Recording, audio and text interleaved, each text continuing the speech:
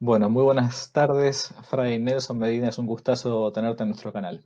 Gracias por aceptar la invitación. Gracias a ti. Bueno, si te parece, vamos a comenzar con una pequeña oración, ya que sos el invitado y más grande, más anciano que yo. Te cedo el lugar espontáneamente para que comencemos con una oración. Apelemos a la intercesión de María Santísima, que traiga el don del Espíritu Santo para esta conversación y para todos aquellos que después la escuchen. En el nombre del Padre, y del Hijo, y del Espíritu Santo. Amén. Amén. Dios te salve María, llena eres de gracia, el Señor es contigo. Bendita tú eres entre todas las mujeres, y bendito es el fruto de tu vientre, Jesús. Santa María, Madre de Dios, ruega por nosotros pecadores, ahora y en la hora de nuestra muerte. Amén. En el nombre del Padre, y del Hijo, y del Espíritu Santo. Amén. Amén. Bueno, Fray Nelson, muchas gracias. Hace tiempo que varios de los lectores de Que no te la cuenten y seguidores del canal de YouTube me venían pidiendo, padre, invítelo al padre Nelson Medina, invítelo. Bueno, aquí estamos. Lo que pasa es que hay que ser uno a la volta, per carità, ¿no? Bien, el padre Nelson Medina, Fray Nelson, muy conocido para los que se encuentran ya en internet, es miembro de la Orden de los Predicadores, sacerdote dominico, desde el año 1992. Es a su vez licenciado en filosofía, tiene una maestría en teología y es doctor en teología fundamental en la Universidad de Milton Institute Dublin, en Irlanda. En cuanto al mundo online, yo tengo que decir que ya era chico cuando lo veía y tiene su presencia en la página famosa fraidenelson.com, en una red social de amigos en la fe, un boletín diario de evangelización, en un canal de YouTube, también está en Facebook, en Twitter, escribimos juntamente en Info Católica para nuestros blogs y también está en Blogueros con el Papa.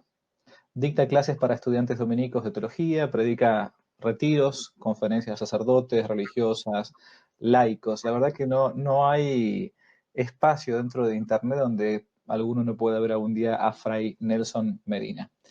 Y bueno, y por eso quizás es muy conocido y a su vez es muy recomendable, ¿no? Porque todo lo que él ha escrito o viene diciendo, creo que es muy de aprovechar. Yo lo recomiendo ampliamente. San Nelson, yo le agradezco de vuelta la disponibilidad y quería aprovechar este espacio para hacerle algunas preguntas acerca de su vida y de algunos temas en puntual que previamente hemos charlado alguna que otra vez, o incluso nos hemos comunicado por mail por algunos puntos. Si uno tuviera que preguntar, bueno, ¿quién es Nelson Medina? ¿Cómo se le ocurrió ser sacerdote y encima de todo sacerdote y dominico, que son cosas bien distintas? Bueno, muchas gracias, Javier. Tal vez una pequeña síntesis biográfica puede ayudar, porque finalmente la fe es un tesoro compartido, es Ujú. una realidad personal, pero es un tesoro compartido. Quiere decir que siempre tiene un lugar de nacimiento, muy frecuentemente en la familia, después en la parroquia, en distintas comunidades o grupos o movimientos.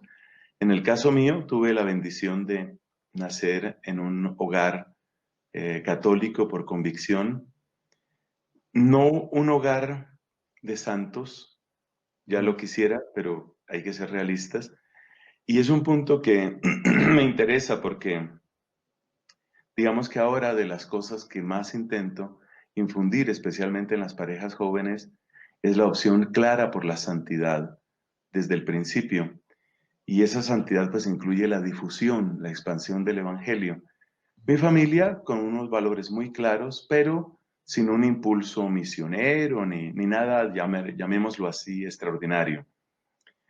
En esa familia se tomó la decisión de que nosotros nos educáramos en un colegio católico, Colegio Santo Tomás de Aquino, aquí de la ciudad de Bogotá, donde yo resido actualmente. Ese colegio, regentado por padres dominicos, claramente pues fue una referencia de la orden a la que ahora pertenezco y una referencia para la fe en todo sentido.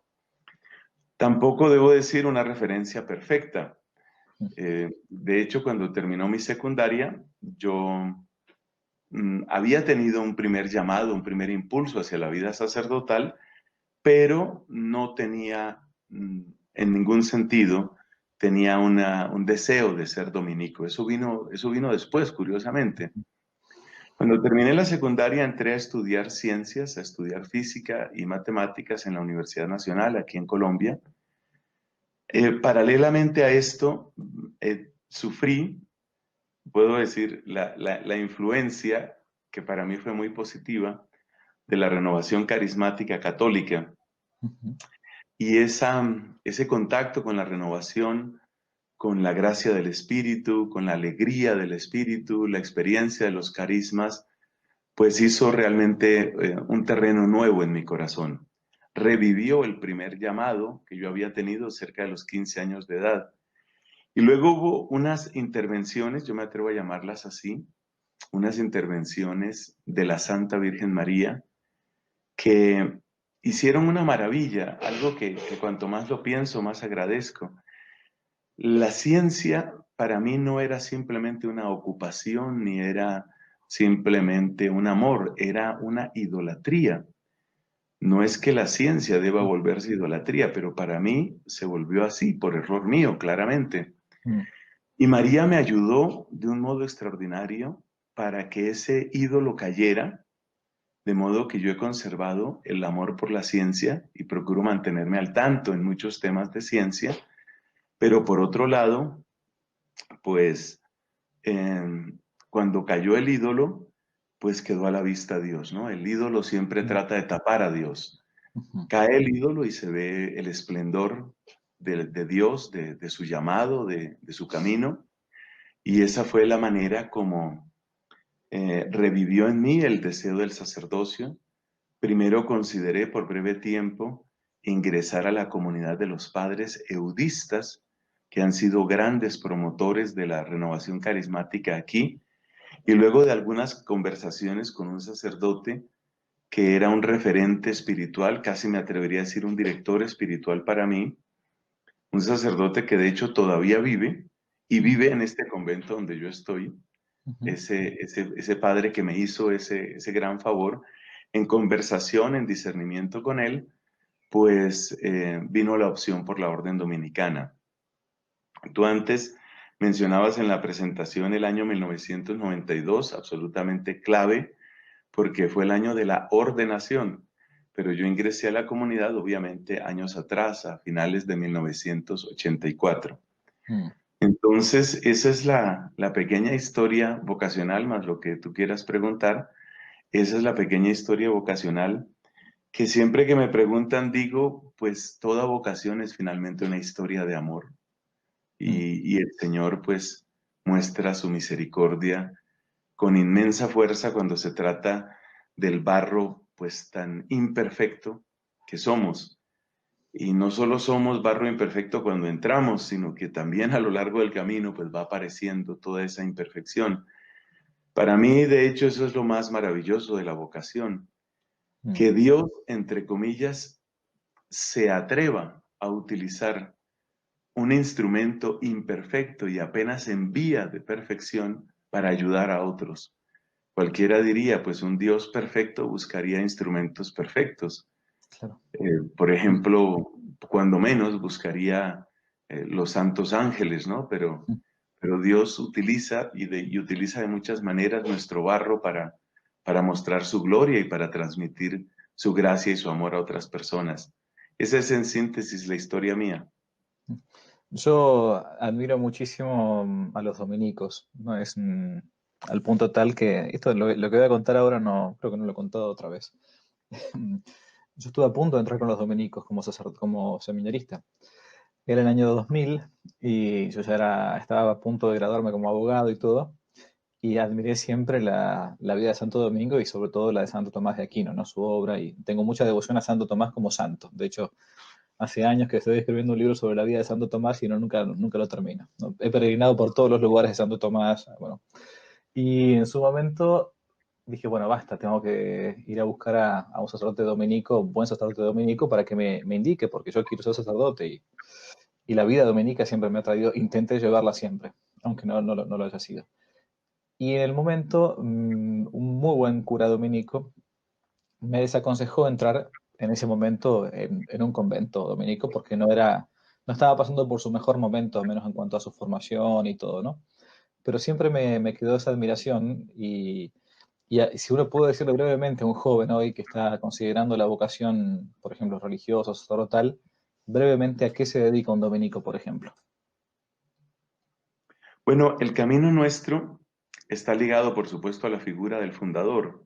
Ujú, Fundador, pues Santo Domingo de Guzmán, por eso nos llamamos dominicos. Santo Domingo se dedicó fundamentalmente a la predicación. ujú, Frente al avance de distintas formas de herejía, especialmente la herejía cátara, la herejía albigense, un poco la herejía valdense, todo ujú, esto sobre todo en la parte sur de Francia, la zona de Carcasona, él se dio cuenta que las armas fundamentales de la iglesia tenían que ser la oración y la predicación. ujú, Y la comunidad que él fundó tiene ese nombre. Nuestro nombre oficial pues es ese, Orden de Predicadores.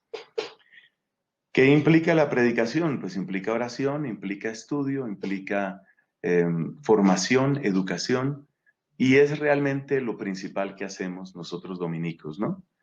Entonces hay colegios, aquí por ejemplo en Colombia tenemos la Universidad Santo Tomás, somos también regentes del Santuario Mariano Nacional ujú, desde hace casi 400 años. ujú, Si Dios permite, en el próximo año 36, falta un poquito todavía, en el año 2036, se cumplirán 400 años del servicio que hemos prestado ininterrumpidamente los dominicos aquí en Colombia, atendiendo el Santuario Mariano Nacional. La ujú, advocación aquí en Colombia es Chiquinquirá, Nuestra Señora del Rosario de Chiquinquirá. ujú, Entonces, el santuario, la universidad, los colegios, las parroquias, las misiones. Hemos tenido hace más de 50 años una obra misionera en el nororiente de Colombia, muy cerca, de hecho, en la frontera misma con Venezuela, ujú. es también labor. Y ahora, pues en estas nuevas coordenadas, pues también prestamos otros servicios. En el caso mío, por ejemplo, a través de Internet, a través de medios de comunicación y también en misiones y retiros que uno va a predicar. Ujú. O sea, hay un apostolado bastante amplio, pero lo que Inmenso. une, sin Mm, duda, es la parte de la predicación. claro, de ahí los orden de los predicadores, justamente. Bueno, es bueno que se sepa y también que los dominicos están divididos como en provincias, ¿no? Que cada una de las provincias es distinta de otra. No sé si, porque a veces uno puede haber visto que, bueno, en tal lugar tienen tal apostolado o tal modo de ser estos dominicos y en aquel lugar un modo de ser distinto y un apostolado distinto. Es que están divididos como en provincias, como en jurisdicciones, se les llama así eclesiásticas, y por eso tienen distintos modos también de ser y distintos perfiles, ¿no? No son todos exactamente iguales. Uno puede ser Fray Nelson y otro puede ser Fray Bartolomé de las Casas, ¿no?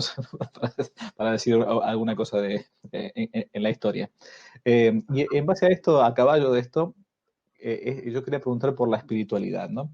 Que muchas veces quizás se nos plantea en el mundo moderno por esto de que creo yo que es un defecto del mundo moderno de intentar dar un método para todo, ¿no? O sea, bueno, con este método vas a bajar 20 kilos porque estás excedido de peso, con este otro método vas a aprender rápidamente inglés incluso cuando estés durmiendo, bueno, en fin. La espiritualidad, ¿no? Em, ¿Es uniforme para todos igual o Dios va llevando a cada alma según su propio modo de ser, tanto el de Dios como el de cada alma? Y esto en base quizás a a unas corrientes de espiritualidad que se podrían denominar como la devoción moderna. Alguna vez he hablado un poquito sobre este tema, o la devoción antigua, tradicional. A mí no me gusta ya de por sí los términos tradicional, tradicionalista, moderno, antiguo. Yo ya hace tiempo que trato de simplemente decir que intento ser católico y punto. Pero la pregunta ¿es necesario seguir una especie de manual para ser santos o bien Dios va llevando a cada alma por distintos lugares? A vos, por ejemplo, te llevó a partir del mundo carismático. A mí por un mundo más respecto de la liturgia, del canto sagrado, de la filosofía. Es decir, ¿hay un método para decir, bueno, este es el único o realmente Dios va soplando como quiere? ¿Cómo es la cosa? Creo, si hubiera que escoger en la alternativa que tú planteas, me parece que habría que hablar de lo segundo, es decir, hay una gran variedad, Mm, pero una gran variedad que también tiene unos puntos fundamentales, ¿no? mm, No es la variedad del capricho, no es una espiritualidad, la espiritualidad cristiana no es una especie de recipiente vacío que cada cual llena según su antojo, claro. evidentemente no. Mm, Y me parece que la relación profunda ahí está entre el logos y el neuma.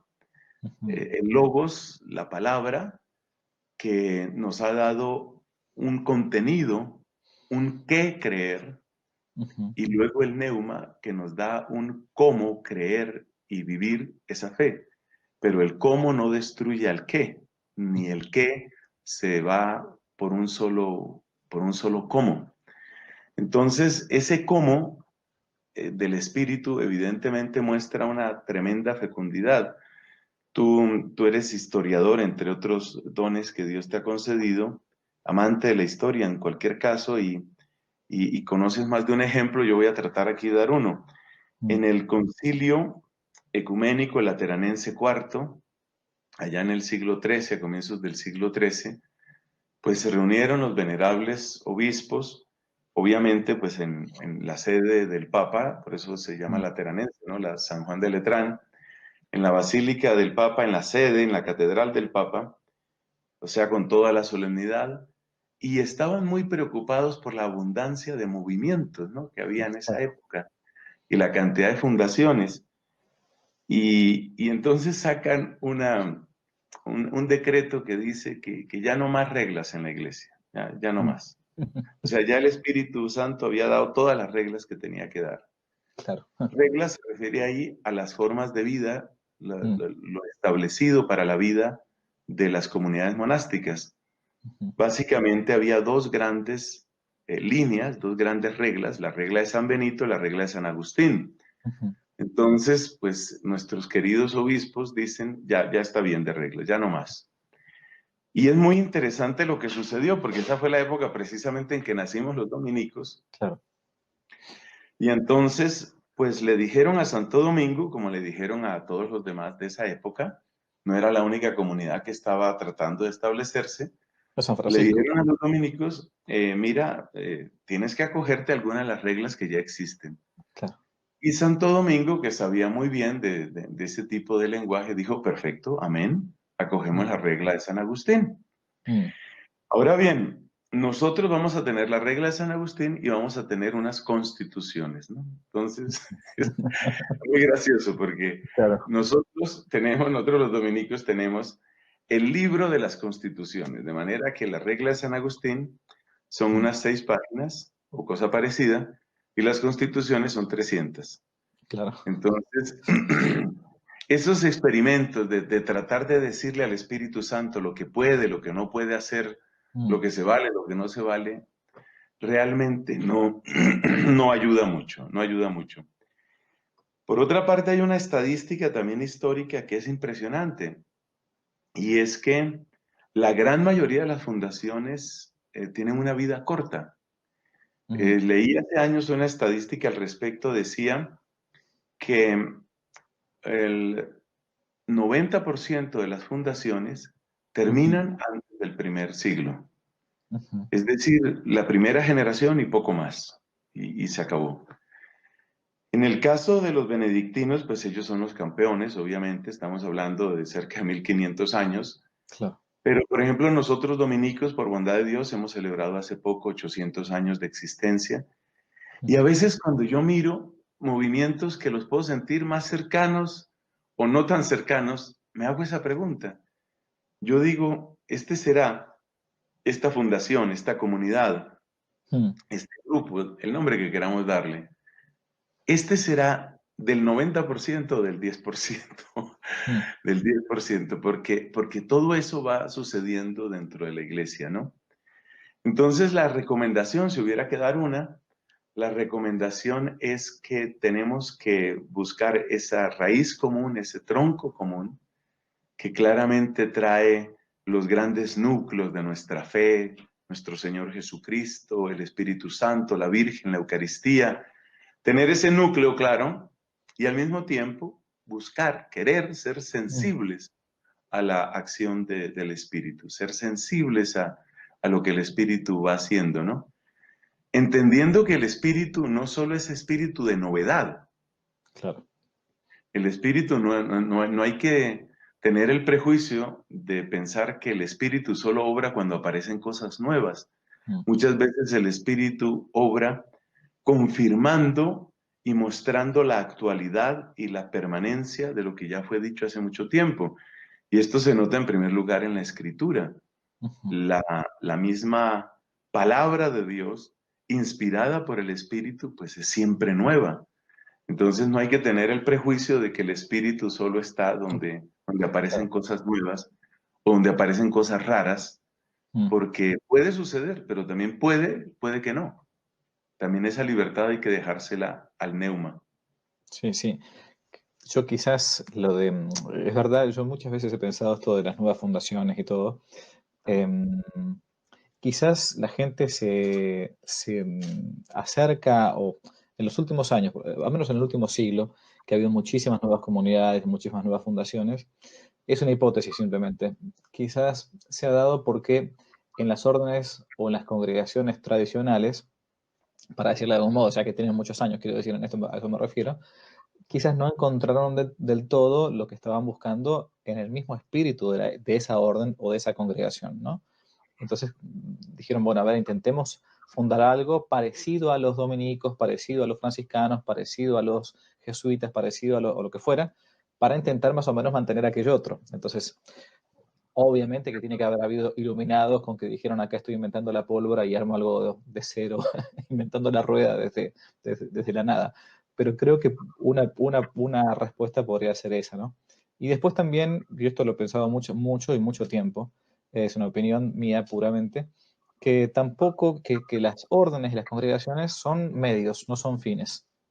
El fin es el cielo, el fin es Dios, es un medio, ¿no? Santo Domingo, San Francisco, San Benito.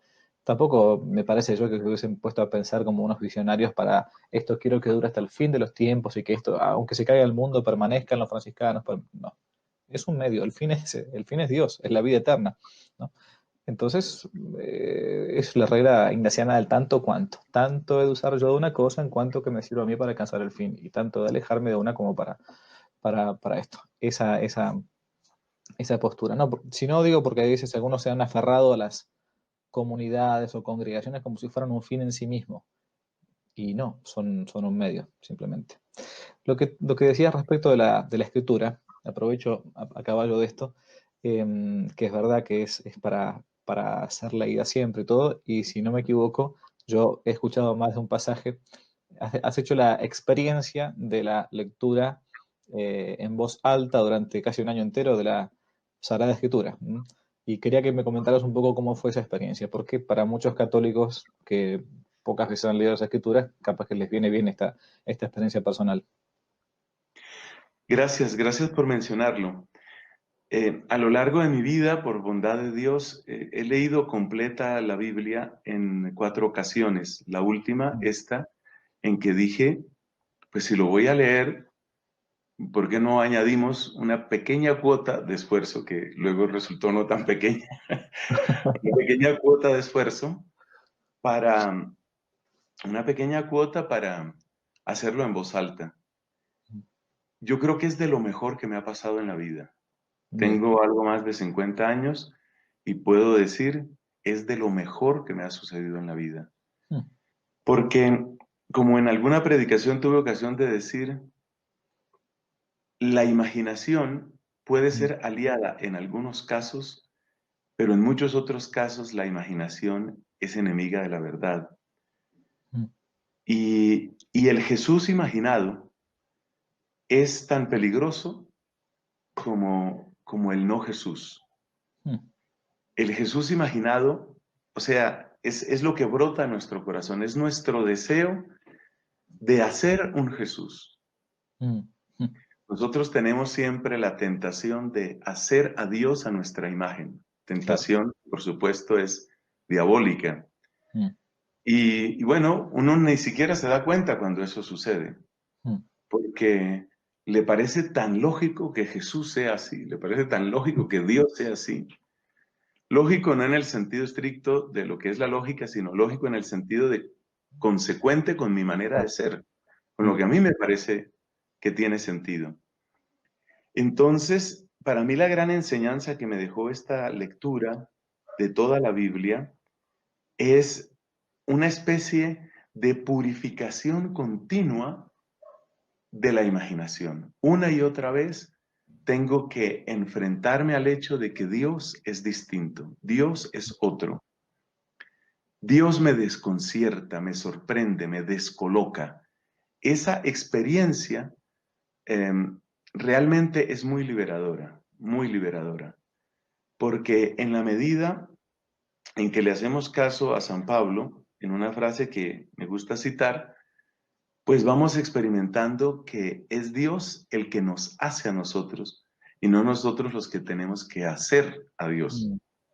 La frase de San Pablo es donde dice, me parece que es a los Corintios, nos alegramos porque al recibir la palabra de Dios, la recibisteis como palabra de Dios, no como palabra humana.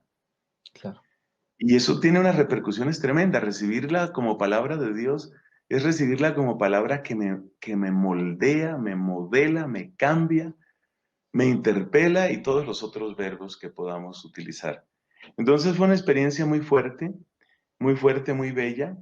Yo seguí un esquema que un grupo de católicos norteamericanos, no los conozco, ellos Ujú. propusieron un esquema de 365 días continuos Mm. y me gustó mucho por dos razones. Primera, porque van uniendo textos del Nuevo Testamento y del Antiguo Testamento. Ujú. La mayor parte de la gente que ha hecho el intento de leer la Biblia, pues dice, empiezo con Génesis, Mm. Éxodo, ya Levítico está difícil, Claro. números que tienen que ver esas estadísticas, además mal hechas, Claro. dicen desviación estándar, ¿no? Mm. Entonces, Es cierto. eso descorazona, eso Ah. descorazona. Pero cuando ya se trata de una lectura balanceada, Mm. se lee efectivamente todos los textos de todos los libros de toda la Biblia, Mm. pero ese balance ayuda mucho, Mm. realmente ayuda mucho. Y lo segundo que me gusta es que también la dosis está bastante bien lograda en términos del número de minutos Mm. por día. Las lecturas más cortas, si no me falla la memoria, fueron como de unos 14 minutos, 13, 14 minutos, las más largas casi media hora, pero creo que ninguna pasa de media hora. Entonces, un católico con algo de generosidad de su parte y un poco de disciplina lo puede hacer, Ujú. ya sea que tome el conjunto, tome, digamos, los textos originales, quiero decir, el esquema original por sí mismo y lo lea a su ritmo, o que se acoja a lo que yo hice. Debo decir que la traducción que yo utilicé no es tampoco la que más me gusta a mí. De hecho, es Mm. muy difícil, después de un tiempo de estudiar teología y bueno, todo lo que nos ha tocado, es difícil, entre comillas, casarse con una traducción, es muy difícil. Mm. Yo utilicé, para evitar en lo posible dificultades de derechos de autor, utilicé la versión que aparece pública en la página de la Santa Sede. Esa fue la versión que utilicé, que por cierto es una versión argentina, dicho sea de paso. Mm. No es Mm. la que más me gusta. Hay cosas que uno dice, bueno, aquí esto se queda corto, pero preferí que hubiera consistencia en una sola traducción. Y además también esta es otra lección adicional, que las traducciones siempre se quedarán cortas. Mm. Un ejemplo cortico, un ejemplo muy sencillo que creo que ilustra esto. Cuando cuando se habla de medidas, no es el ejemplo más trascendental del mundo, pero cuando se habla de Ujú. medidas, por ejemplo, las Ujú. medidas del arca de Noé, Mm. se utilizan las formas de medición que había en la época, qué sé Claro. yo, el codo, el palmo, cosas de esas. Sí. Entonces, el traductor tiene este dilema. Mm. ¿Conservo la terminología de ellos o lo paso a unidades actuales. Claro. La tendencia actual, la tendencia contemporánea es pasarlo a unidades actuales. Entonces decir que el arca tenía, qué sé yo, tantos metros, por tantos centímetros. Bien, esa es una opción. Pero si tú tomas esa opción, resulta que las relaciones numéricas que tienen una cierta importancia se pierden. Claro. Porque resulta que tantos palmos eran un codo, porque resulta que tantos codos por tantos codos tenían un significado también. Mm, Entonces, o te quedas con la terminología antigua y respetas las proporciones numéricas, o para ser más accesible hasta un cierto punto el texto, pasas a terminología moderna y te cargaste, como dicen los españoles sí, y en sí, otras sí, sí, partes, sí. Mm, acabaste con las claro. relaciones numéricas. Y lo mismo pasa con muchos otros términos, ¿no? Mm, Especialmente, y esto es grave, especialmente con los términos que tienen más que ver con el sujeto. ujú, Por ejemplo, el amor y el odio.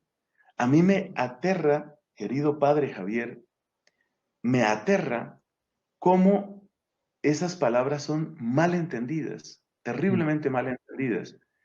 Yo quisiera tener mucho más conocimiento bíblico, pero ciertamente me meto sin miedo en asuntos de hebreo y de griego.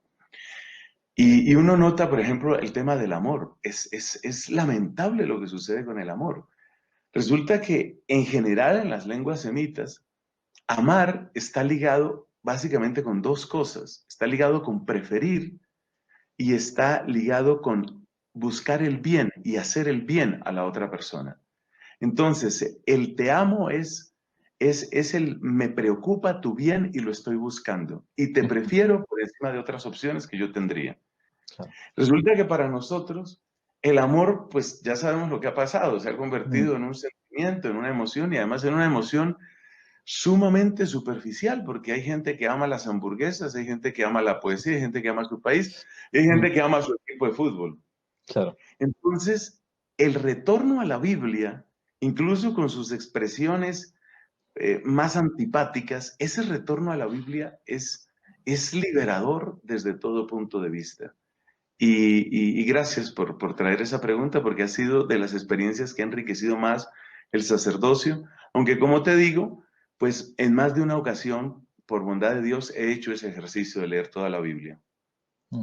Sí, dice Santo Tomás que por cuantos más canales entra la información, más incluso se retiene, ¿no? Y eso, ese ejemplo de la lección divina, lo que antiguamente se llamaba, ¿no? La lectura continuada y pausada, rumiada de la escritura, es algo lindísimo. Yo lo estoy haciendo ahora con los padres de la iglesia. Para un canal de Muy YouTube bien. que me pidieron, estoy aprovechando el momento del oficio divino y todo, y estoy leyendo San Ignacio de Antioquía, ahora estoy con San Justino, con la apología. Es una cosa que te cambia, ya el hecho de leerlo en voz alta te cambia la vida. Sí. Y aparte es un gozo leer a los padres apostólicos, ¿no? Es algo realmente hermosísimo. Muy bueno. Gracias por la experiencia. Bueno, y ustedes pueden ingresar en los sitios tantos que hay de Fray Nelson para poder escuchar si quieren, si no tienen la posibilidad de leerlo, bueno, ir escuchándola, oyendo la Sagrada Escritura leída por el Padre. Pasamos a otros temas, Padre, los males de nuestro tiempo. ¿Cuáles crees que puedan ser? El relativismo, como decía el Papa emérito Benedicto XVI, la pérdida de sentido del pecado. ¿Cuáles son los grandes males que ves en el tiempo, en el mundo moderno? Bueno, no sé si tienes una pregunta un poquito más amplia. Podría decir cuál es el sentido de la vida, pero no se me ocurre.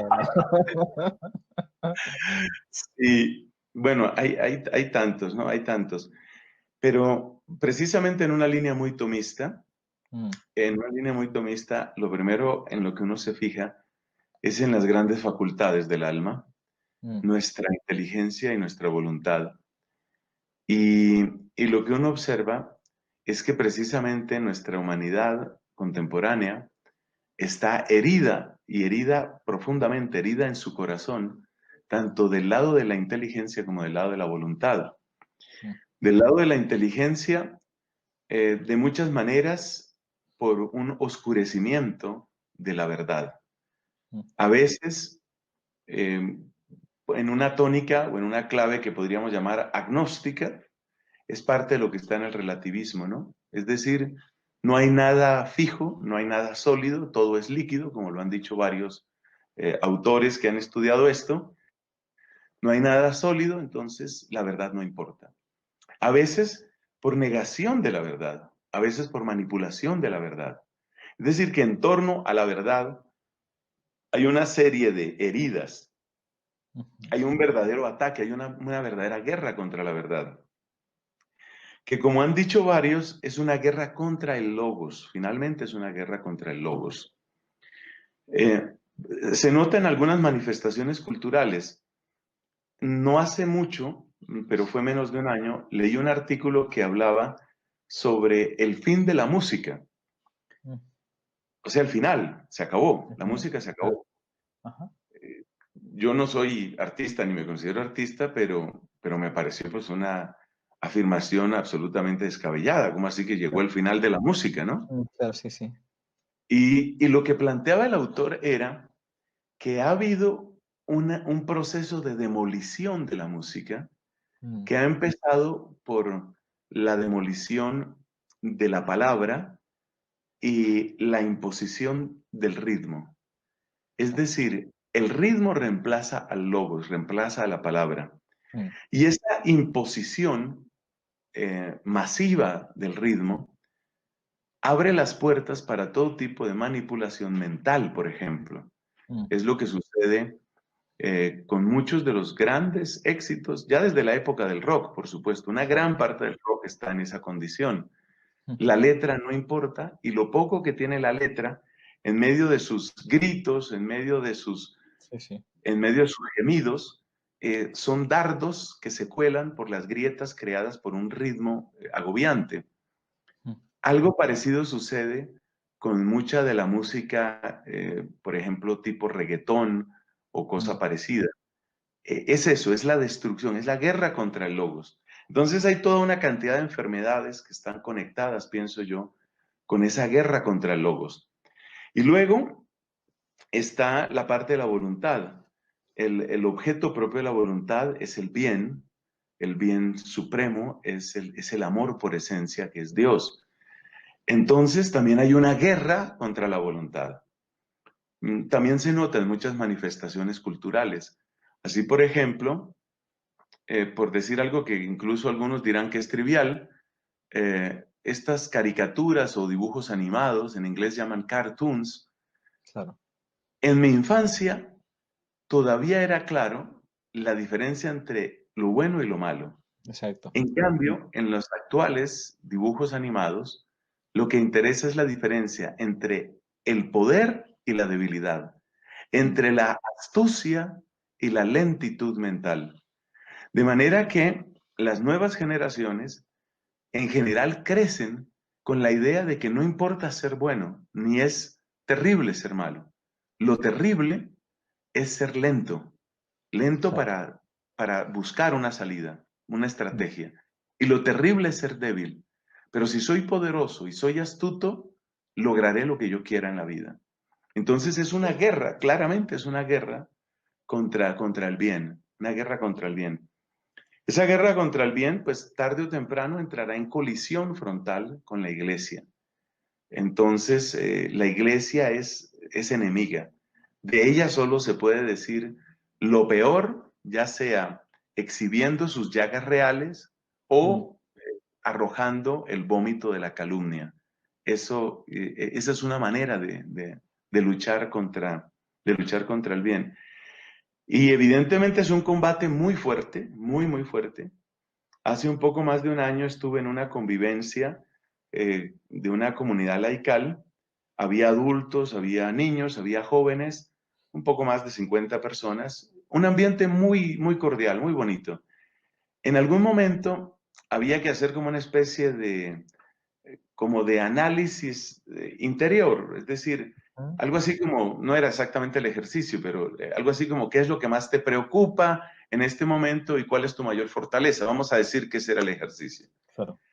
Mira, la gran mayoría de niños y jóvenes lo que les preocupaba lo sintetizaban en la frase estoy confundido. Mm. Es decir, que finalmente el bien y el mal pues resultan más o menos según conveniencia de cada uno. Digamos que esos son como los grandes diagnósticos, los diagnósticos gruesos que me atrevería a presentar. Pero Mm, luego, lo mismo que los terremotos, esto tiene sus réplicas.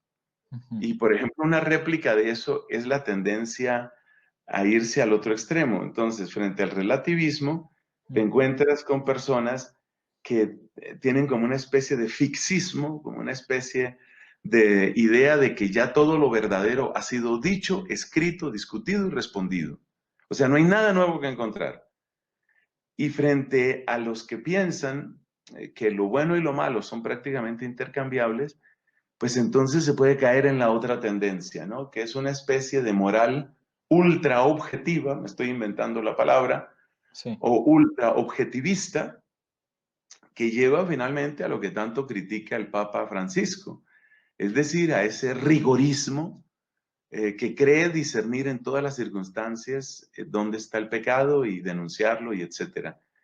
Y sí, creo que se hace mucho daño, por supuesto, se hace mucho daño con esa manera de obrar, porque al irnos al otro extremo, pues se produce un fenómeno que lo han estudiado algunos teólogos y algunos filósofos. Uno de ellos decía en una conferencia que escuché hace poco, la conferencia es de 2016, Ujú, uno de ellos decía que los extremos no solamente se buscan, ¿cómo es que dicen? Los extremos se encuentran, o en sí, fin, no solo eso, sino que los extremos se fortalecen el uno al otro.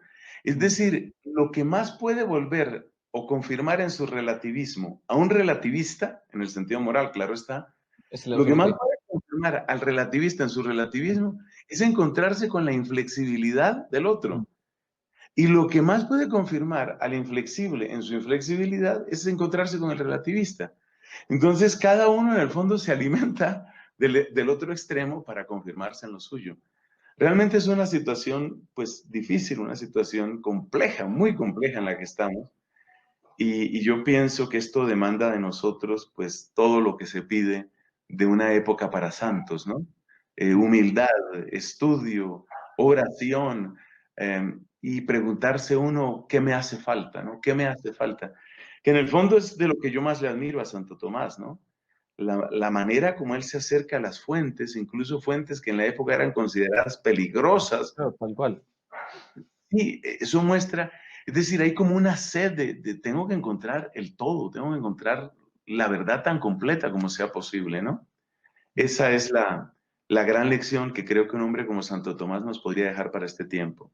Déjame agregar dos cositas breves. Que un gran dominico, que fue el padre Garrigou Lagrange, por allá por la década del 40, 50, tiene que haber publicado, nunca, siempre tuve con la idea de traducirlo al español, pero bueno, está en francés el texto.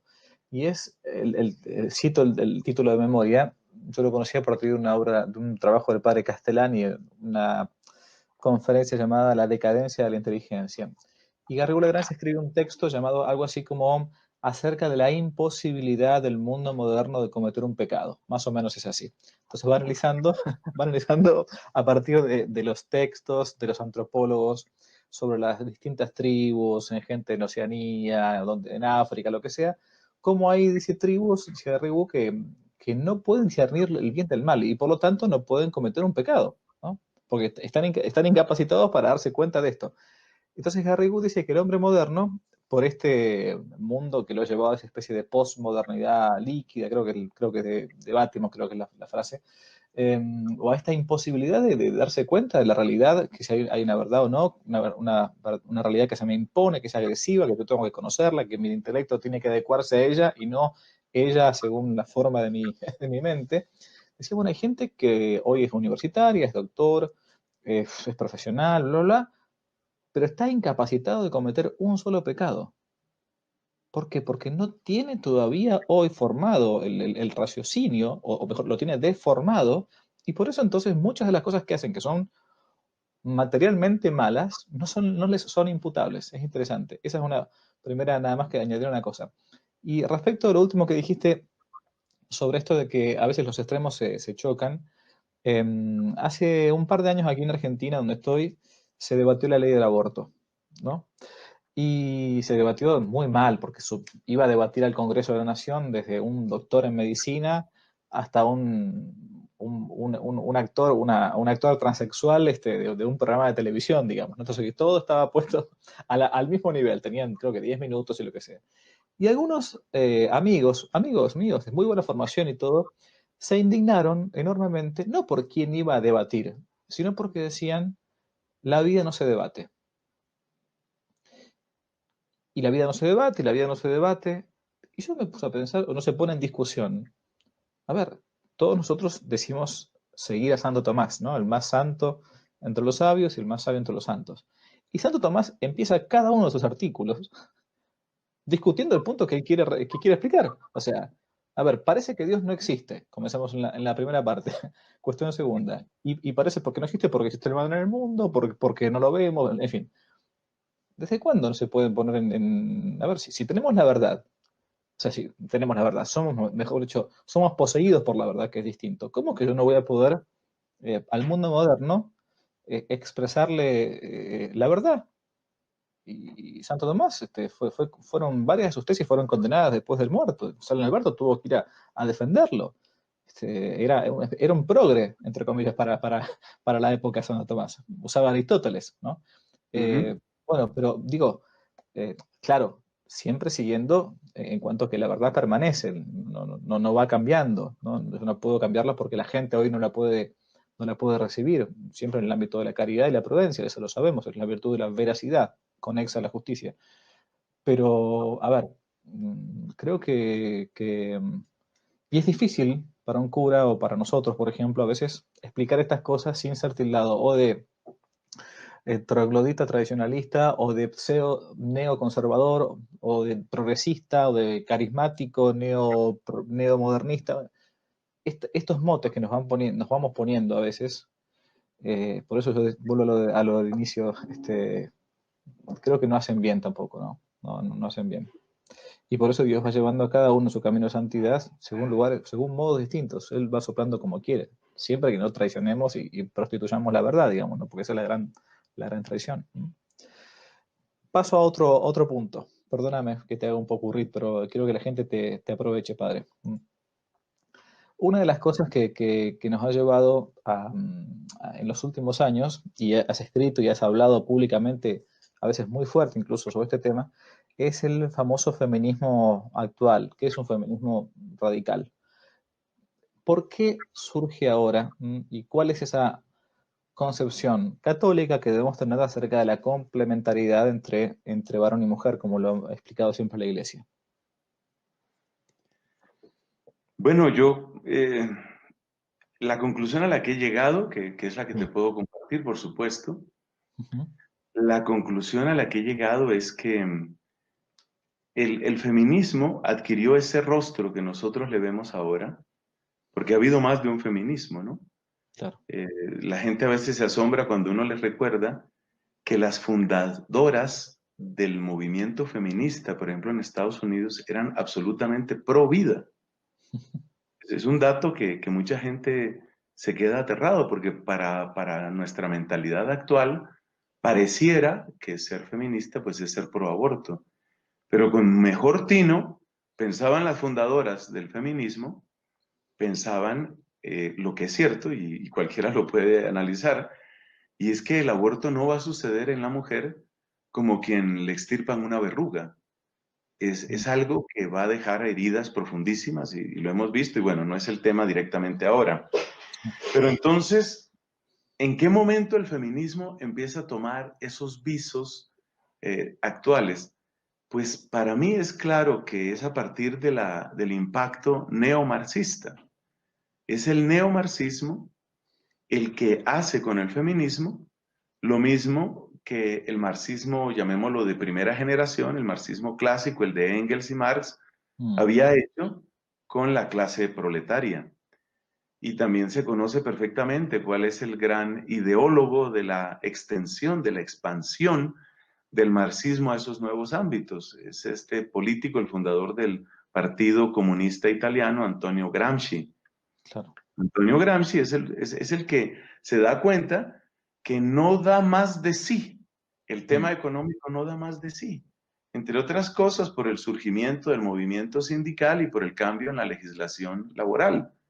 ya no da más de sí. Entonces, ahora necesitamos adoptar otras causas, necesitamos otra gente que se indigne, que proteste, que grite y que cree una ola suficientemente voluminosa para nosotros montarnos encima de esa ola y llegar al poder.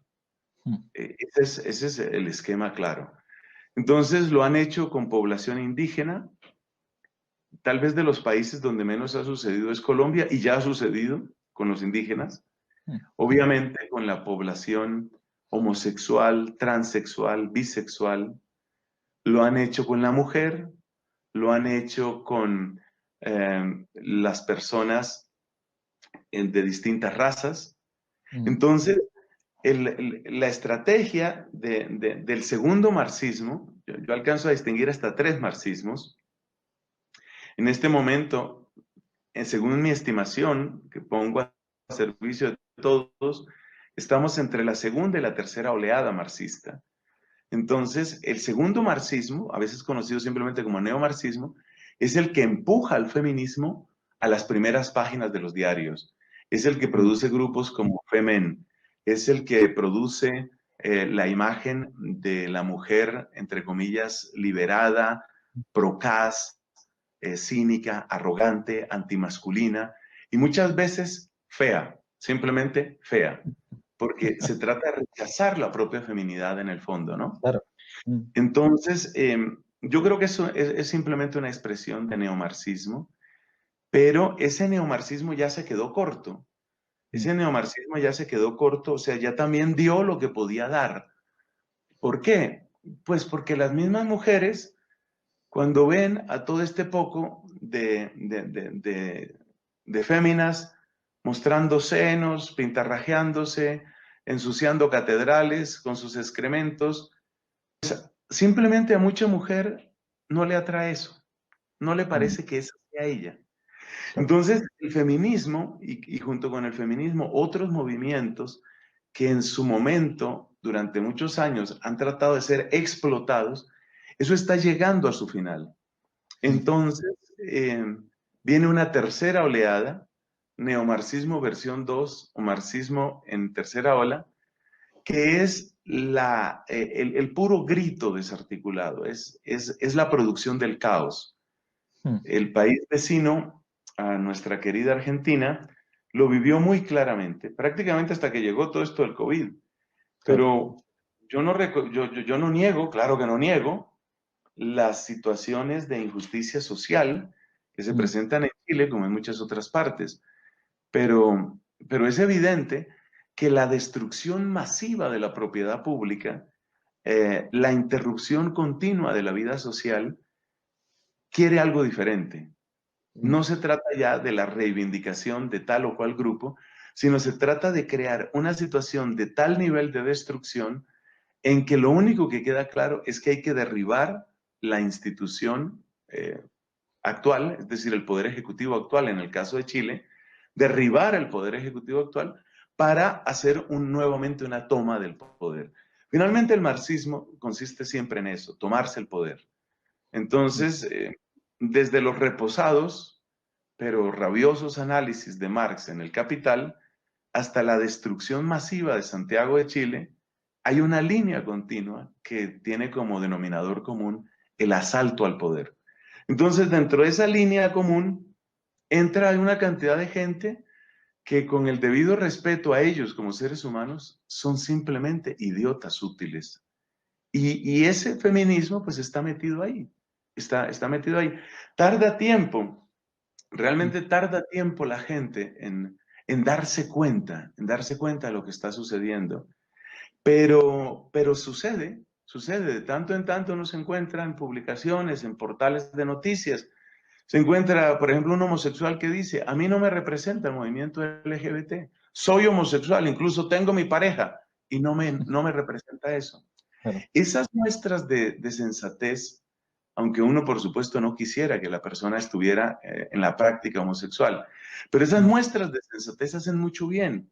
Y cada vez más por el lado de las mujeres hay gente muy, pero muy inteligente. Hay mujeres increíblemente valiosas que con su estilo, con su serenidad, con su belleza de alma y de cuerpo, le están diciendo a las feministas, te perdiste, mm, te extraviaste hace mucho rato. Y mm, eso hace mucho bien. Pero claro, ahora viene esta otra confrontación, que es la tercera oleada marxista, que es difícil y que de hecho la vemos despuntar, por ejemplo, en la campaña electoral actual en Estados Unidos. claro. Eso de que por la muerte de George Floyd vamos a acabar con Portland, Mm, la ciudad más grande del estado de Oregon, vamos a acabar con Portland, vamos hasta que lo acabemos, hasta que lo sí, llevemos, sí, sí, sí. hasta como decía nuestro Señor Jesucristo, hasta que no quede piedra sobre piedra. Esa es Mm, la tercera oleada en plenitud. mm, Aquí tuvimos, antes de la epidemia, yo no sé si voy a terminar dándole gracias a Dios por la epidemia por muchas razones, pero en la epidemia, antes de la epidemia, aquí en Bogotá ya tuvimos unas muestras de esas. Y mm, la gente con sus celulares filmando, mira cómo voy a destruir esto, que vale tantos millones, ahora lo voy a destruir, ¿no? claro. Para que veas que soy poderoso y para Sí, que sí. veas que el presidente no sirve, hay que derribar al presidente y que yo sí voy a mandar, porque cuando yo mande yo no voy a destruir lo que ahora estoy destruyendo. Sí, sí, Es, sí. es algo, es algo que realmente preocupa mucho y la sensatez está llegando, pero está llegando a cuentagotas. Es Mm. algo muy lento. Sí, es la dialéctica marxista, ¿no? Que es como el motor de la historia, dicen ellos, que a donde no existe, bueno, hay que provocarlo para aprovecharlo. Hay también otra dialéctica que tenemos nosotros en la actualidad, que es lo que recién mencionaste, y es el tema del movimiento homosexual, que no se trata puntualmente de esta persona en concreto, sino de esta ideología, esta imposición. Uno en televisión prende un programa, un noticiero y se encuentra siempre, hoy por hoy, acá incluso en algunos países han puesto como cupos, ¿no? De que en una película, en una telenovela, tiene que haber siempre una persona que pertenezca a este movimiento. Y la iglesia no estuvo exenta, no ha estado exenta de todo este tema, ¿no? Y es un tema doloroso. La homosexualidad dentro de la iglesia. ¿Cómo es que se nos ha metido este virus tan lentamente dentro de la iglesia y hoy por hoy ya es de público conocimiento que somos acusados por esto? De hecho, cuando un muchacho entra a un seminario, algunas veces le preguntan, pero ¿no te gustan las chicas? No, no. Bueno, yo siempre digo, si no te gustan las mujeres, no puedes ser sacerdote, porque uno hace un voto de castidad en todo caso, ¿no? Pero ¿cómo se nos metió todo esto en la iglesia? Bueno, en eso hay distintas narrativas, como dicen hoy. Mm, Hay distintas narrativas, hay distintos relatos que tratan de explicar. Una vez más, pues tú me preguntas a mí, con honestidad te doy lo que entiendo, a lo que he llegado. Lo primero que hay que decir es que es un problema bastante antiguo. ujú, Es una situación que yo llegué a conocer de un modo bastante cercano en mi tiempo en Irlanda. Eh, Irlanda es uno de los países en donde se han presentado mayor número de casos de abusos de niños, mm, lamentablemente. Un país que yo amo entrañablemente y con el que viviré y moriré agradecido, pero las cosas hay que decirlas. mm, Y no cabe duda que es una cifra que la gente trata de tapar, pero tú y yo la conocemos muy bien, que la inmensa mayoría de los abusos son abusos homosexuales. Eso mm, no cabe duda. claro. Luego se dan explicaciones que en el seminario pues obviamente había muchachitos. No, realmente en la iglesia ha habido un problema grave desde hace muchísimos años. El caso más antiguo que yo conocí como una realidad en Irlanda y relacionado con la iglesia, relacionado con el clero, era anterior al Vaticano II. Mm, Entonces, hay que tener en cuenta, digamos, la antigüedad de la situación. Luego hay que afirmar, así nos critiquen, hay que afirmar con claridad que dentro de la iglesia, pues lamentablemente siempre ha habido situaciones de fallas contra la castidad. Y ujú, todos sabemos que no es una batalla fácil y todos sabemos que hay caídas y bueno, todo eso lo conocemos. mm, Pero no se debe negar que ha habido una mayor presencia del tema homosexual. Eso tampoco se puede negar. Esa es una realidad. Desde antiguo es una realidad ese hecho. Y Y yo mismo me lo pregunté muchas veces, pues desde tiempos de Irlanda. No quiero decir que en Colombia no hayan pasado cosas, pero, a ver, yo me ordené en el año 1992, con 11 años de ordenado. En el año 2003 fui a Irlanda. Ahora ya tengo 28 años de sacerdocio, por bondad de Dios. Mm, Entonces, digamos que mi experiencia o mi cercanía con esto era casi nula, por lo que digo, las diferencias que se presentan en los distintos países. ujú, Cuando llego allá me encuentro con esta realidad y bueno, toca estudiarla. Yo estuve allá con los dominicos. Tengo toda la gratitud del mundo por la sinceridad, la fraternidad con que fui tratado desde el día número uno. mm, Jamás podré yo decir, trataron de quedar bien, trataron de esconder, nunca. Sinceros, fraternos. Eso mismo me permitió darme cuenta de un detalle, ujú, y es que, como bien enseña una sana teología y una sana filosofía, pues hay diferencias muy grandes entre hombres y mujeres que no son solamente fisiológicas. Lo que un hombre espera de una relación con otro hombre y lo que una mujer espera de una relación con un hombre, vamos a referirnos a ese caso, dejemos la situación del lesbianismo para otro momento. sí. Lo que un hombre espera de una relación con otro hombre y lo que una mujer espera de una relación con un hombre son realidades diferentes, en su gran mayoría. ¿Por qué? Porque la mujer que se prenda del seminarista, del sacerdote, lleva dentro de sí su condición de mujer y Ujú, dentro de su condición de mujer lleva un deseo de hogar. Esto produce una fuerte tendencia centrífuga, por darle un nombre. Es decir, la mujer que se apega al seminarista o al sacerdote, de algún modo quisiera siempre tenerlo para ella, quisiera siempre poder, poder poseerlo completamente, formar hogar con él. ujú, Esta tendencia, esta tendencia a tenerlo solo para mí, formando hogar, no suele existir en la relación homosexual masculina. ¿Eso qué indica?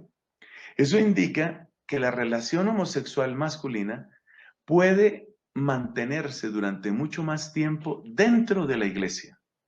mm, Por supuesto, haciéndole un daño brutal a la iglesia en todos claro, los sí, sí. aspectos. Pero como la persona homosexual o el par de homosexuales no quieren formar hogar, no es su prioridad. Ujú, Ya sabemos que a veces lo intentan y ya sabemos también que la sí, sí. inmensa mayoría de los intentos acaban en nada. Pero como su prioridad no es formar hogar, entonces les queda mucho más cómodo, utilizando esa palabra, permanecer dentro de la iglesia. Y viene Claro. otro elemento que ayuda a entender por qué existen utilizo el plural, los lobbies gay. No es Mm, uno solo, son muchos y en mm, muchos lugares. ¿Por qué les queda, por qué esto se refuerza? Bueno, la primera razón es porque el homosexual no tiene una prisa por formar un hogar. La mujer, desde su misma naturaleza, sí lo reclama. mm, Y claro, la fuerza centrífuga de la mujer pues lleva a que en muchos casos finalmente el hombre le diga, pues no te puedo dar más y se acaba la relación, ujú, o lleva a que hay un embarazo y la situación se vuelve escandalosa, o lleva a que la mujer dice yo no me aguanto, o lleva a que el hombre se sale. Tienen ujú, unos canales de tratamiento, si no hay conversión obviamente, tienen unos claro. canales de tratamiento que son muy diferentes a los del varón. En Mm, cambio, el varón homosexual, si tiene su cuota suficiente de lo que él llama ternura, amor, placer, con eso queda tranquilo. Entonces, ahí hay una, llamémoslo así, una cláusula de permanencia de la relación. Y luego viene otro asunto, y es que una vez que la relación se establece dentro de la iglesia, entonces se puede empezar a manejar el poder. mm, Por ejemplo, se crean los famosos círculos homosexuales. Aquí hace un par de años, hubo un escándalo terrible en la Policía Nacional de Colombia, por eso, un círculo de homosexuales, un círculo amplio que llegó a adquirir mucho poder. Y la lógica del círculo de homosexuales que hubo en la Policía Nacional de Colombia es exactamente lo mismo que sucede en la Iglesia Católica. Es decir, el círculo de homosexuales empieza a protegerse, no solo a que no se conozca su realidad, sino también a promoverse mutuamente, a reforzar mutuamente. Y como esto es una especie de espiral claramente diabólica que va subiendo en el poder, pues llega el momento en el que se tienen grandes capacidades de influencia que empiezan a repercutir en quiénes son rectores de seminarios, quiénes son Claro. obispos, etcétera. En Irlanda se dio el caso de una diócesis, prefiero no nombrarla, una diócesis en que el obispo, el rector del seminario y prácticamente toda la plana mayor de los formadores estaban de lleno en un círculo homosexual terrible. Terrible en el sentido de que quien no se plegara a sus peticiones, a sus solicitaciones, no tenía ninguna esperanza de ordenarse sacerdote en esa diócesis. Hasta ese nivel de corrupción se llega. Entonces, en síntesis, 3 puntos. Sí ha habido situaciones de homosexualidad en la iglesia desde hace mucho tiempo, dolorosamente, es una realidad. Parte de la miseria y del barro humano contaminado. Sí. Segundo, como es tan distinta la manera del deseo y del amor, por utilizar esa palabra, que habría que ponerla entre comillas, del amor homosexual en comparación con el amor heterosexual de una mujer, el amor homosexual no tiene las fuerzas centrífugas que sí tiene la mujer y por consiguiente establece una cláusula de permanencia. Y una vez que hay esa cláusula de permanencia, es decir, ese acuerdo tácito de que yo me quedo y tú te quedas, entonces empiezan a crearse círculos de poder y esos círculos de poder se retroalimentan una y otra vez. Es algo muy doloroso, es algo muy difícil. Hay grandes zonas que están contaminadas. Yo no podría decir qué porcentajes o esto, pero claramente son grandes zonas. Y en muchas comunidades religiosas y en muchos seminarios. Y bueno, escándalos como el del cardenal McCarrick muestran hasta dónde se puede llegar en esa especie de espiral de ascenso al poder homosexual.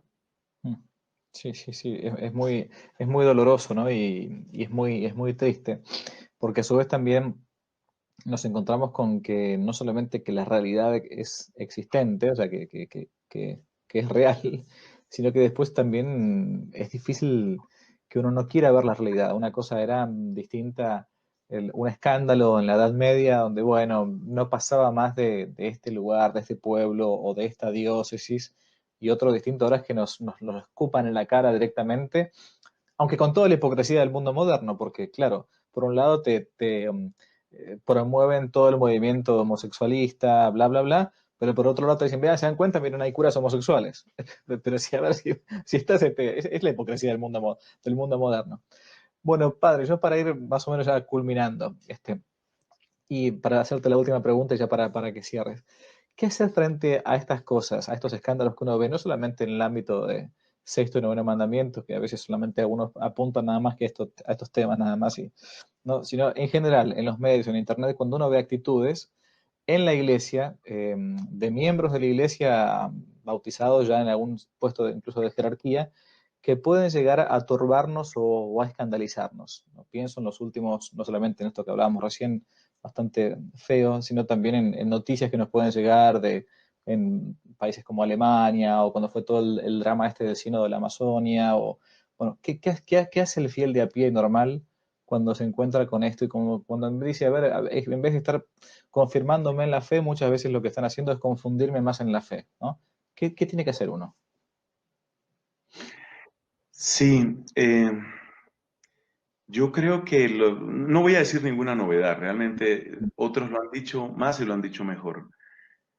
Pienso que verbos que ayudan en estos casos. Mm, En primer lugar, uno tiene que revisarse. Revisarse porque pecadores somos todos. ujú, Revisarse porque lo que dijimos antes de las polarizaciones que se retroalimentan. Cuanto más polarizado esté yo, más estoy alimentando a lo que detesto. ujú. Pero claro, evitar la polarización sin caer en el relativismo no es Sí, fácil. Por eso hacen tanto bien autores como Tomás, que con su mismo ejemplo y con sus obras nos muestran eso, ¿no? Como este hombre, por ejemplo, Tomás, se da cuenta que Hay muchas cosas del platonismo que no va a poder admitir ni tiene por qué admitir, pero cuando llega al concepto de participación, Sí. pues realmente se vuelve más platónico que Mm. otra cosa. Entonces, para mí esa madurez intelectual es indispensable y eso es parte del revisarse. Las posturas extremas nos hacen mucho daño, entonces revisarse en ese sentido.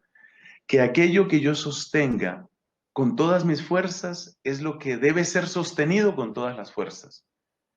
Por decir algo, no es lo mismo la afirmación del dogma de la Trinidad, o sea, como realidad centralísima de nuestra fe. No es lo mismo la Trinidad o la resurrección de Cristo Mm. que la forma litúrgica que si no sordo et tu sordo. No es lo mismo. Ujú. Ese discernimiento interior, esa revisión interior, ayuda muchísimo. Porque yo, por ejemplo, veo en personas que tienen una tremenda formación, que si no muestran esta flexibilidad en algunos campos, terminan alejando a los que podrían haber acercado. Entiendo. Entonces, revisarse uno, hay que informarse mucho de qué es lo que está sucediendo. Hay una frase que me encanta: a Dios nada lo toma por sorpresa, pero nosotros sí. Entonces Mm. hay que evitar las malas sorpresas, hay que saber un poco por dónde van las cosas, informarse bien. Informarse supone también no quedarse uno con los 2 o 3 portales en los que uno respira con los 2 pulmones, ¿no? Mm. Yo creo que tú vives lo mismo que yo. A mí a veces me toca también entrar en unos portales, incluyendo portales católicos, que uno dice, ay Dios, pero tengo que hacer el deber porque no me puedo quedar leyendo solo lo que a mí me gusta. Claro, entiendo, sí. Entonces hay que revisarse, hay que informarse. Mm. Sobre la base de esas verdades interiores y exteriores hay que orar mucho, Mm. orar, y junto a la oración, como nos ha dicho la Virgen en Fátima y como tiene que ser un deber de todo cristiano, debemos llevar una vida de sobriedad y penitencia. Esto no es, o sea, uno no puede tomar como pretexto que yo tengo la verdad clara para crear pequeños espacios de paraíso donde yo quede exento de toda penitencia. Claro. La vida de penitencia tiene que acompañarnos. Precisamente uno de los grandes practicantes de la penitencia, como a nivel de su vida personal, fue el hombre que tú mencionaste, Reginaldo Garrigou Lagrange. Era un hombre de penitencia. Ahora, que todo lo que él dijo esté perfecto, ya esta es otra discusión. Pero como fraile y como testimonio de un hombre entregado a amar a la iglesia con todas las fibras de su ser, yo creo que Garrigou Lagrange es muy interesante, mucho, mucho. Entonces hay que llevar una vida de penitencia, oración y penitencia la necesitamos. Luego, otra cosa que es necesaria es que necesitamos comunidades, pero Mm. no comunidades únicamente de murmuración, Mm. porque esas comunidades también se forman. Algunas veces a mí me han invitado a algunos grupos de chat. Yo pienso que con la popularidad que tú tienes, no tengo ni idea de cómo haces, me imagino que tendrás tus recursos, pero a mí cada semana me están invitando a otro Salgo, grupo. Sí, salir, salir, salir. Sin ningún bueno, escrúpulo. pero para tratar de ser fiel a mi propia situación, pues yo también trato de enterarme hasta donde es posible, ¿no? Tratar de Mm. enterarme hasta donde es posible. Pero hay cosas que son insufribles, sobre todo lo que a mí más, o sea, si alguien quiere que yo me salga de un grupo, conviértalo en un grupo de murmuradores, ¿no? Esos Claro. grupos que por la mañana te dicen, qué terrible es el Papa Francisco. Por la tarde te dicen, qué terrible el Colegio de Cardenales, y por la noche, qué terribles son los obispos. Sí. Y a la mañana siguiente, otra vez Francisco, otra vez los cardenales, otra vez los obispos. No, por Dios, a ver, nuestro evangelio, porque Cristo no conoció una situación mejor que la nuestra. San Pablo no conoció una situación Claro, mejor que la nuestra. es Santo correcto. Domingo no conoció una situación mejor que la nuestra. San Felipe Neri. Mm. Entonces nosotros en medio de esto tenemos que tener comunidades donde se anuncie la fe, la esperanza, donde sea posible la alegría. Mm. No una alegría ingenua, pero sí alegría. No, no, sí, sí, entiendo. Y luego hay que ir buscando las acciones, que es la parte más difícil y que quizá merecería otra conversación, que yo tampoco quiero abusar de tu tiempo. Mm. Merecería otra conversación, y es que hay que buscar cuáles son las acciones. Es de lo más difícil, es de lo más difícil, porque una parte será la política, pero hay gente que cree que todo depende de la política. Hay claro, gente que quiere, sobre todo tengo unos amigos españoles que los quiero mucho, pero también son a veces insufribles, porque ellos creen que mientras no llegue al poder un partido que tenga toda la doctrina católica, no va a cambiar España. Y claro, no podemos hacer otra cosa mientras no se llegue al poder.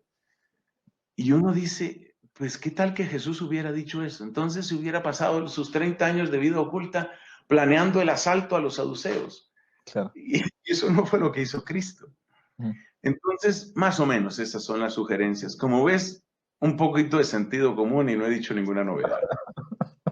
Bueno, Frank Nelson, es un gustazo. Espero, te tomo la palabra. El ocupado eres tú, no. Así que ya va a haber un segundo round, si Dios quiere, entonces. ¿Mm? Gracias, gracias, Padre Javier. Gracias. Bueno, te pido si quieres la bendición para nuestros oyentes, entonces. ¿Mm? Con mucho cariño, Sí. míranos con misericordia, otórganos la gracia del Espíritu, muévenos a conversión, Señor. El Señor esté con ustedes. Y con tu espíritu. La bendición de Dios, Padre, Hijo y Espíritu Santo, descienda y permanezca siempre. Amén. Frank Nelson Medina, muchísimas gracias por el tiempo. Si le gustó el video, no olvide darle me gusta, suscribirse, activar la campanita y comentar.